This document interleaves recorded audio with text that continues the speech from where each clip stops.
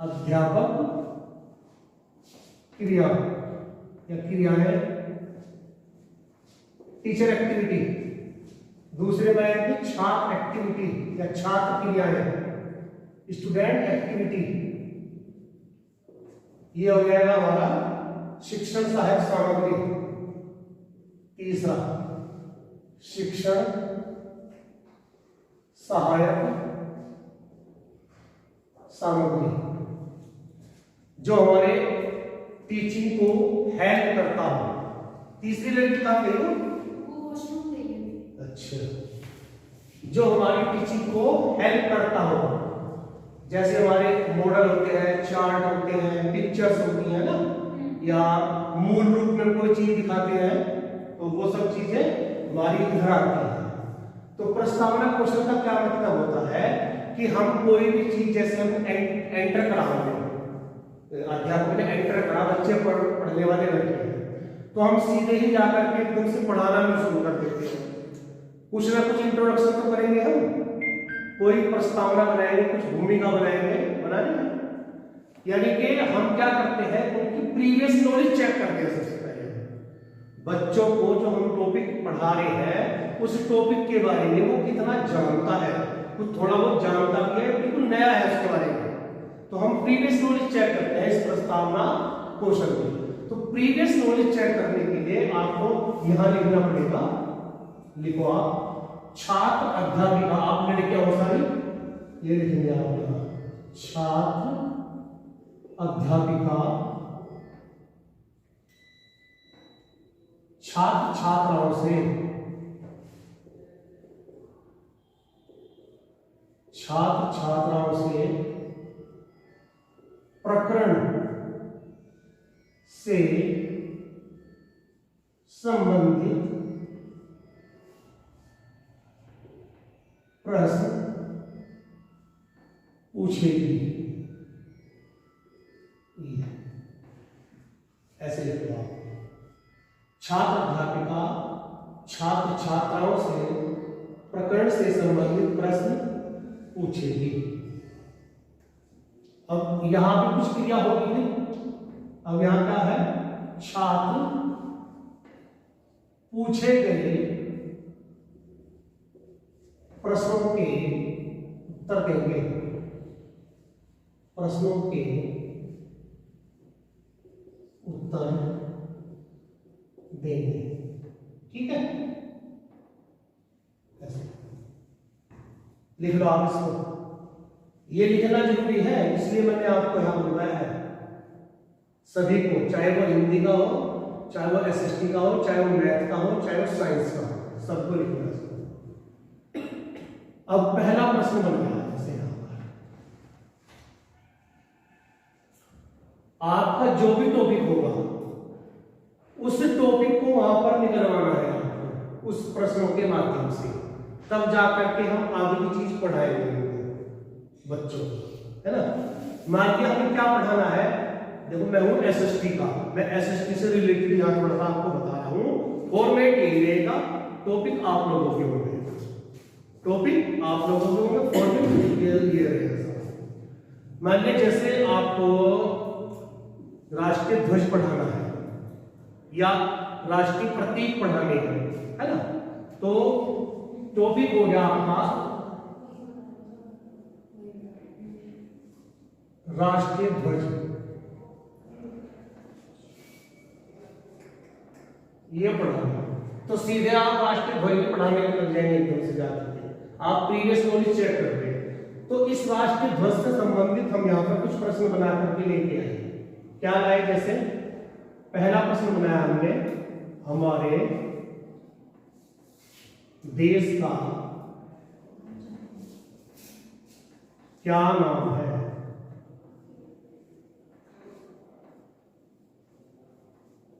उत्तर दिया बच्चे ने भारत। प्रश्न नंबर 2, भारत के कुछ राष्ट्रीय पर्वों के नाम बताइए। राष्ट्रीय पर्वों के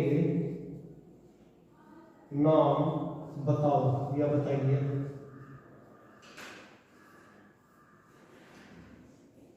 उत्तर इसका बताओ। मैं आपसे कर रहा हूं प्रश्न, बताओ भारत के कुछ राष्ट्रीय पर्वों के नाम बताओ। स्वतंत्रता दिवस, गणतंत्र दिवस, स्वतंत्रता दिवस, गणतंत्र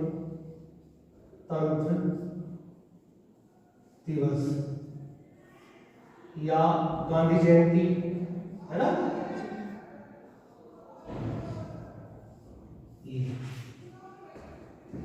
अब तीसरा प्रश्न बनेगा यहां पर, राष्ट्रीय पर्वों पर, राष्ट्रीय पर्वों पर, ये एसएसटी वाले जरूर लिख ले इसको, एक लेसन मिली बनी बनाई तैयार हो, प्रस्तावना वाले मिली रही आप। राष्ट्रीय पर्वों पर स्कूलों में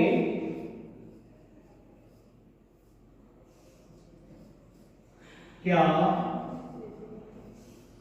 फहराया जाता है।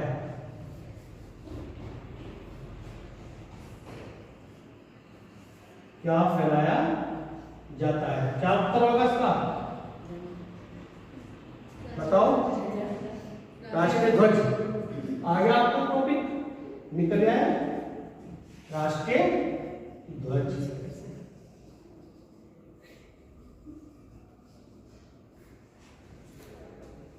ठीक है, पहली लेसन आपकी पूरी हो गई है प्रस्तावना वाली। चाहे आप मैथ के हो, चाहे आप साइंस के हो, ये लैंग्वेज जो है ये सब में चलेगी, ऊपर वाली लैंग्वेज। फिर ये प्रश्न जो है जैसा आपका टॉपिक होगा उसके आधार पर, मैथ का है तो संख्याओं से रिलेटेड प्रश्न आपके यहाँ, है ना। और आपका लेंस है, प्रकाश है, दीप्त अधिक वस्तुएं है, उससे रिलेटेड प्रश्न होंगे आपके साथ, वो निकालना है। ठीक है, कर लिया नोट आपने। खोज पूर्ण प्रश्न क्वेश्चन, ये आ गया। इसमें क्या करना है, हम उसी चीज को भी लेकर के चल सकते हैं, क्या उसी चीज को भी आगे लेकर के चल सकते हैं और दूसरा टॉपिक भी ले सकते हैं। अगर हमें इसी चीज को लेकर के चलना है तो इसी में हम विभिन्न तरह के प्रश्न बनाएंगे। यहां पर खोजपूर्ण कह दिया ना, खोज करनी है हमें प्रश्नों की कि क्या क्या इसमें प्रश्न बन सकते हैं। अब देखो क्या बन सकते हैं।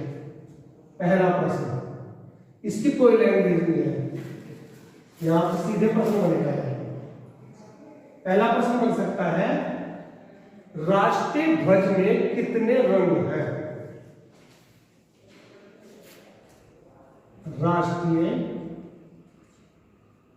ध्वज में कितने रंग हैं। उत्तर क्या आया बताओ, 3। प्रश्न नंबर 2, तीनों रंगों के नाम बताइए। नाम बताइए। उत्तर क्या आया, केसरिया, सफेद, हरा। और खोज पर उसमें क्या प्रश्न आ सकता है।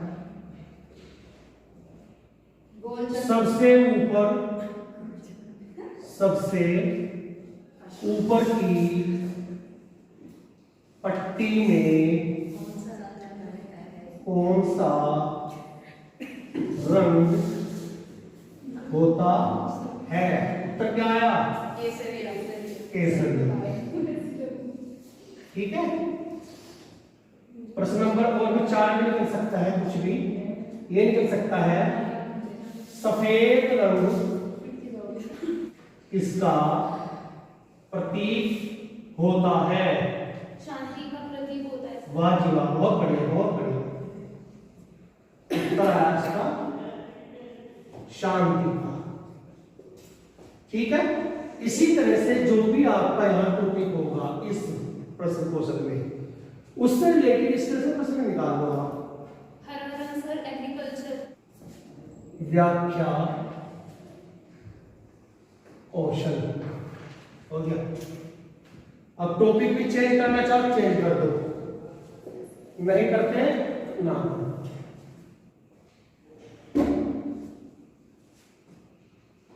लिख दो यहां पर वायुमंडल में गैसों का संगठन, ये लिख दो। ठीक है, इस व्याख्या क्वेश्चन में सिर्फ आपको करना कुछ नहीं है, ये लिखा है स्पष्टीकरण लिखा है, स्पष्टीकरण। स्पष्टीकरण बड़े उसमें लिखा, बड़े फोल्ड में या काले रंग के पेन से, उसके नीचे इसकी व्याख्या कर दी हमने। किस चीज की? वायुमंडल में गैसों का संगठन। जैसे मैं थोड़ा सा वैसे बोल के दिखा रहा हूं कि वायुमंडल में विभिन्न प्रकार की गैसें पाई जाती है, जैसे आपकी नाइट्रोजन है, जैसे आपकी ऑक्सीजन है, जैसे आपकी नियोन है, क्रिप्टन है ना, ऑर्गन है, इस तरह से। अब संगठन क्या है? संगठन दिखाने के लिए हम एक चार्ट पेपर लेंगे, यहाँ छोटा सा चार्ट पेपर आता ना, छोटी सी कटिंग करके उस पर हमने गैसों का संगठन दिखा दिया है। ये वायुमंडल है, जैसे ये वायुमंडल है, ये आपका ऐसे करके दिखा दिया। ये 78% क्या होती है हमारी? नाइट्रोजन है ना, और ये आपकी 21% क्या होती है? ऑक्सीजन, और 1% में जितनी होती है हमारी, ये जितनी भी सारी गैसें हैं, अक्रिय गैसें जिनको बोलते हैं, वो 1% में जाती है आपकी। नियोन है, ऑर्गन है, क्रिप्टन है, सारी सारी इसमें आ जाती है। तो उसी चीज को हमें यहाँ पर लिखना है, उसकी व्याख्या करनी है कि वायुमंडल में विभिन्न प्रकार की गैसें पाई जाती हैं, जैसे नाइट्रोजन है, ऑक्सीजन है, और आपकी वो अक्रिय गैसें हैं। नाइट्रोजन 80% है, ऑक्सीजन 80% है, ऐसे इसकी व्याख्या कर दी है। फिर लास्ट में जब व्याख्या कर दी तो एक प्रश्न पूछेंगे। एक प्रश्न क्या पूछना हमें यहाँ पर, जो हमने यहाँ पर व्याख्या करी उसमें से एक प्रश्न पूछ लिया। क्या पूछ लिया? कि वायुमंडल में ऑक्सीजन की मात्रा कितनी प्रतिशत है, ऐसे पूछ लिया। वायु मंडल में ऑक्सीजन की मात्रा कितने प्रतिशत है? उत्तर क्या आया यहां पर? 21। फसलें,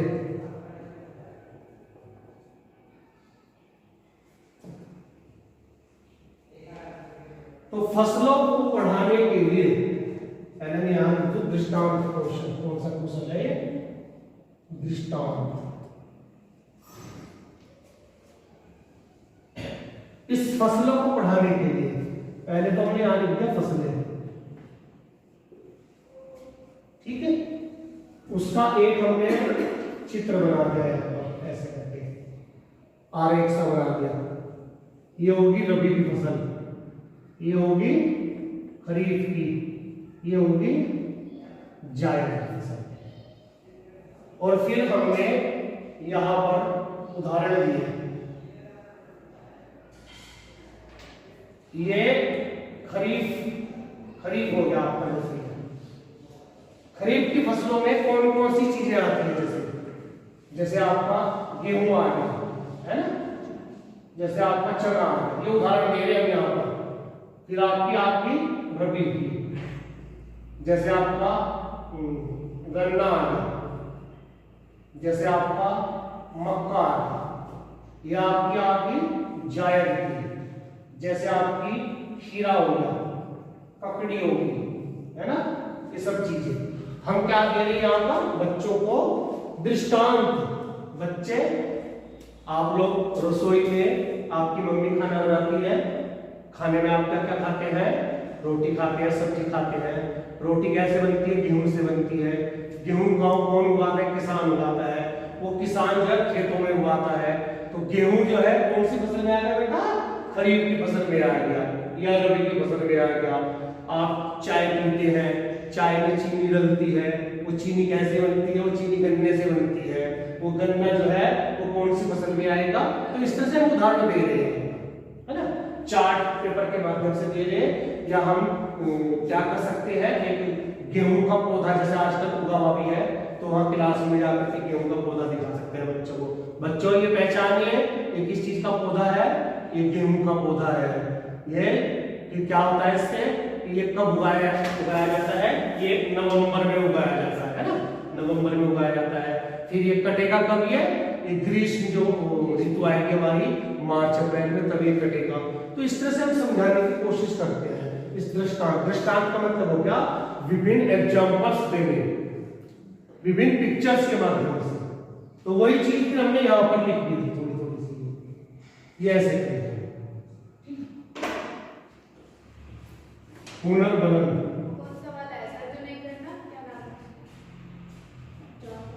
इससे पहले वाला उद्दीपन परिवर्तन वाला, उद्दीपन परिवर्तन वाला नहीं करना। ये पुनर्बलन कौशल। पुनर्बलन कौशल में क्या होता है, यहां भी हम विभिन्न प्रकार के प्रश्न बनाएंगे। पुनर्बलन का मतलब रहता है कि जैसे मैंने आपसे प्रश्न पूछा, आपने मुझे उसका उत्तर दिया, फिर मैंने आपको कोई शाबाशी दी, ठीक है, अच्छा, बहुत अच्छे, शाबाश, एक्सीलेंट, गुड, वेरी गुड, ये कुछ टर्म्स हैं। इसके हैं ये पुनर्बलन देने के हैं। पुनर्बलन का भी काम क्या है, देखो, अगर वो समय से दिया गया पुनर्बलन तो अच्छा लगेगा बच्चे को भी, और कुछ देर के बाद में दिया गया तो इफेक्टिव नहीं लगेगा। इफेक्टिव अगर बनाना है तो विद इन सेकेंडों में आपको काम करना पड़ेगा। जैसे आपको जवाब मिला तुरंत आपने रीइंफोर्स कर दिया बच्चे को, बहुत अच्छा, शाबाश, तो वो भी मोटिवेट हो जाएगा थोड़ा, है ना। और ऐसे ही अगर जवाब उसने नहीं दिया है तो उसको खड़ा रखना है क्लास में, फिर दूसरे बच्चे से पूछना है, फिर दूसरे बच्चे ने भी अगर नहीं बताया तो तीसरे से पूछना है। जिसने भी उत्तर उसका सही दिया, फिर जिसने नहीं उत्तर दे सही दिया उसे बताओ, देखो इसने क्या उत्तर दिया, ये उत्तर सही है। इस तरह से रीइंफोर्स करते हैं, है ना। चलिए टॉपिक बदल देते हैं, टॉपिक बदल देते हैं। टॉपिक क्या बदलेंगे यहां पर, सिंचाई, सिंचाई के साधन। कृषि करने के लिए, कृषि करने के लिए किसान को किन किन चीजों की जरूरत होती है, किन किन चीजों की आवश्यकता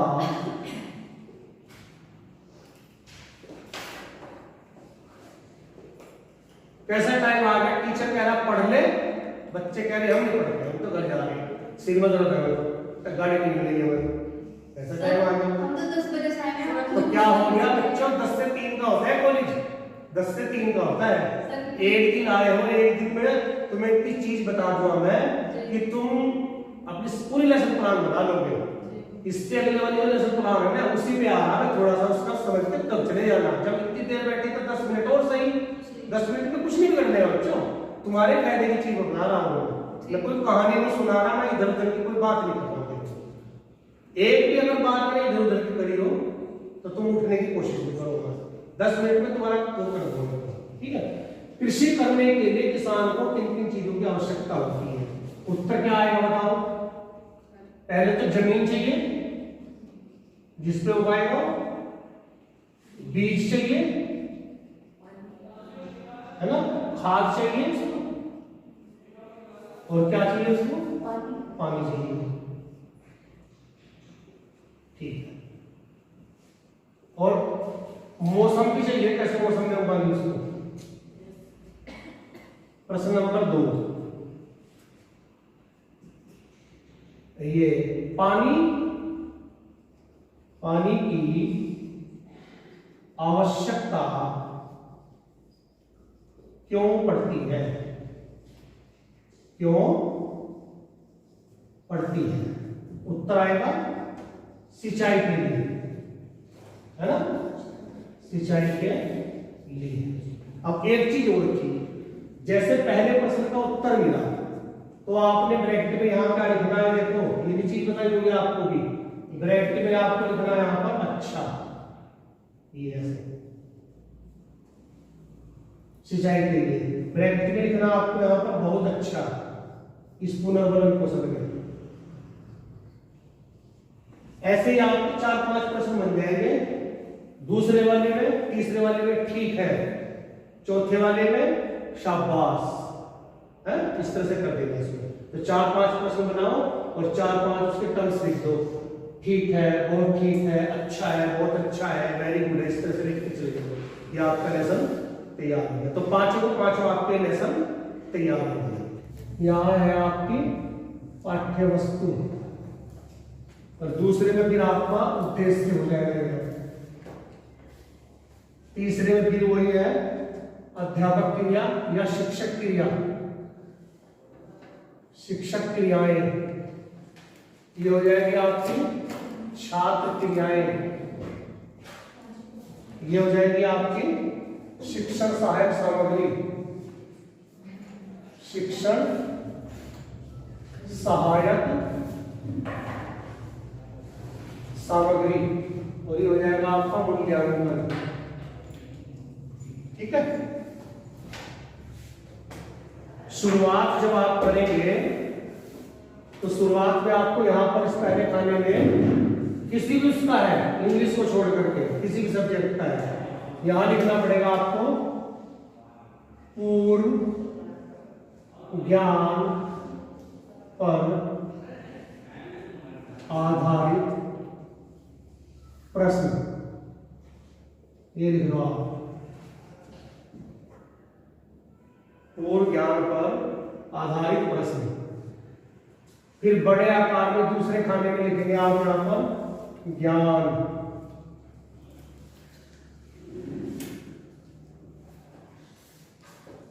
यहां पर लिखेंगे छात्र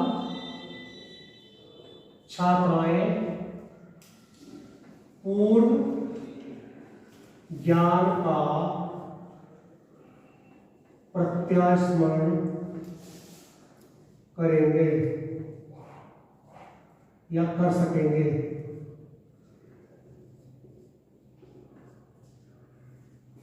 ये छात्र छात्राएं पूर्व ज्ञान का प्रत्यास्मरण कर सकेंगे, ये आपको सभी को लिखना है। मटेरियल आप जो मिला हुआ पुराना उसमें से उठा लेना है और यहां से आपको ही लिखना है। फिर यहाँ पर शिक्षक क्रिया में क्या करना आपको, वही आप लड़की हो छात्राध्यापिका, ये लिखना आपको छात्राध्यापिका, छात्र छात्राओं से, छात्र छात्राओं के पूर्व ज्ञान का नवीन ज्ञान से संबंध जोड़ने के लिए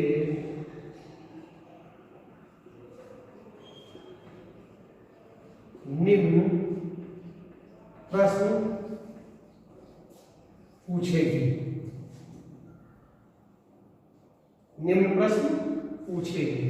अब प्रश्न जो आपके इसमें पुरानी बुक्स में काफी में आपको मिलेंगे, वो प्रश्न यहां से शुरू कर दिया उन्होंने, उसमें लैंग्वेज भी लिखी हुई है। छात्र अध्यापिका छात्र छात्राओं के पूर्व ज्ञान का नवीन ज्ञान से संबंध जोड़ने के लिए निम्न प्रश्न पूछेगी।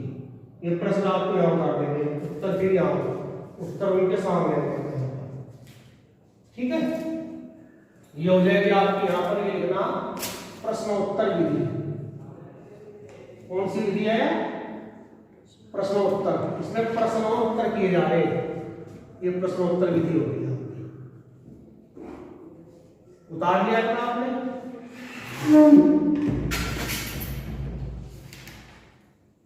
प्रश्नों के बाद में एक समस्यात्मक प्रश्न भी आता है लास्ट में जो आएगा वो, उसने वहां पर दे रखा होगा छात्र छात्रा निरुत्तर रहेंगे या संभावित उत्तर देंगे। उसके बाद में जब प्रश्न आपके खत्म हो जाएंगे, यहाँ पर यहाँ एक चीज लिखनी है, लिखनी देखो यहाँ पर उद्देश्य कथन।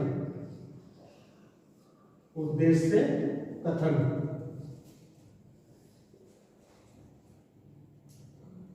उद्देश्य कथन में यहां आपको लिखनी रुचि बड़े आकार में। रुचि में क्या लिखेंगे आप? छात्र छात्राएं नवीन ज्ञान जानने हेतु उत्सुक होंगी या उत्सुक होंगे। नया ज्ञान उनको दिया जाएगा। नवीन ज्ञान जानने हेतु उत्सुक होंगे। और जो भी तुम्हारा टॉपिक होगा वो टॉपिक याद लिख देना। जिस टॉपिक पे लेसन प्लान बना रहे हो टॉपिक यहां लिख देना। और उद्देश्य कथन में लिखोगी छात्र छात्राओं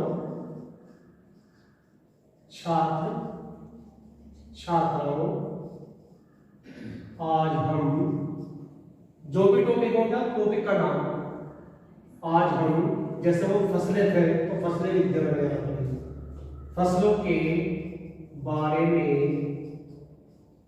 अध्ययन करेंगे, ये लिख देना। और विधि कौन सी हो जाएगी है? विधि हो जाएगी आपकी कथन विधि।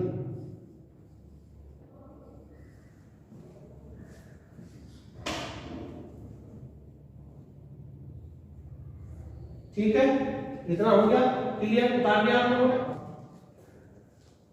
फसलों के प्रकार ये लिख दिया गया। यहां आपका लिखोगे बोध,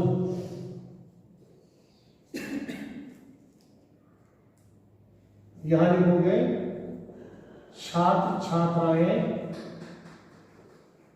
फसलों के प्रकार बता सकेंगी या बता सकेंगे, ये लिख लो। छात्र छात्राएं फसलों के प्रकार बता सकेंगे। यदि तीन ही खाने का खेल चल रहा है ना, जो शुरू में 3 खाने हैं उसी का ये सब उधर ले जाकर सब काम सब बेकार देगा धीरे सारा है ना। ये हो गया। अब यहां पर हम प्रश्न बनाएंगे।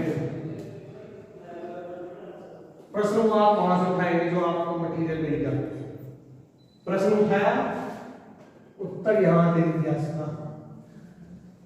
ठीक है, इसके बाद में यहां आपको स्पष्टीकरण लिखना है, क्लियरिफिकेशन उस चीज का। फसलों के प्रकार के बारे में आप सारी चीज लिख देंगे। फसलें 3 प्रकार की होती है, रबी की होती है, खरीफ की होती है, जायद की होती है, इसमें ये उगाई जाती है, इस महीने में उगाई जाती है, इसमें काटी जाती है, वो सारी चीज यहाँ पर लिख देंगे। ठीक है, आपका श्यामपट सारांश, श्यामपट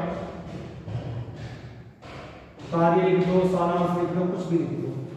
इसका जो है उद्देश्य लिखो यहाँ प्रयोग,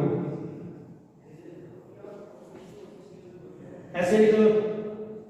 जितने भी स्पष्टीकरण होंगे उनके नीचे श्यामपट कार्य, फिर ये प्रयोग। इस प्रयोग की लैंग्वेज लिखो, छात्र छात्राएं सिखाए गए ज्ञान का प्रयोग कर सकेंगे।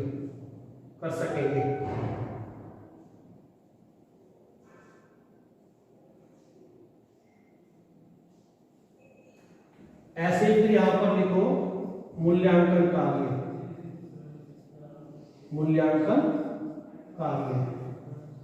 उसका भी यही बड़ा प्रयोग करके, उसकी भी यही लैंग्वेज है। फिर यहां लिखो ग्रह कार्य,